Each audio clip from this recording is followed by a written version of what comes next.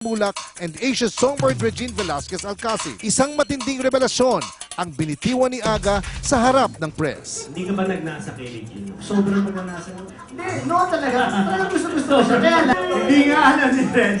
Nailab ako sa kanya, naging girlfriend ko siya, nag-break na kami, naglasing na ako dahil sa kanya. Hindi niya pa alam yun.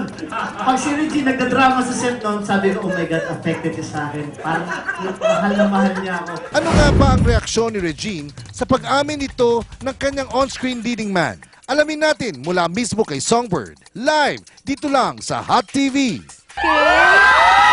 Sa press ko ng iyong bagong pelikula with Mr. Aga Mulak, Oo nga. nalasing daw siya nung ikaw nakipaghiwalay. Totoo ba yun?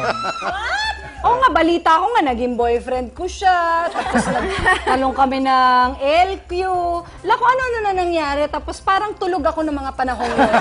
Kasi parang ako, hindi ko alam. Hindi ka Hindi, na-brief. parang Hindi ako na-brief. Hindi, parang gusto sabihin ni Agaton. Agaton talaga. Si Agaton, oo, na-in love siya sa'yo. Oo. Kaso hindi mo alam. Oo, malabo kausap to si Aga Mulak. Tapos nag-break na kayo, hindi mo Hindi ko pa rin alam, in fairness kay Aga Mulak. Naglasing siya, hindi mo rin alam. Hindi ko rin alam, oh. Basta wala akong mga kaalam-alam nung mga panahong yun. Palagay ko, tuluga ako. Basta hindi ka lang Hindi. aware. Hindi ako masyadong aware. Hindi ako nga na-inform. Pero ano Pero ito. reaction mo? Inamin niya on Oo. television. Sabi niya, nagnasa siya sa'yo. Nagnasa talaga.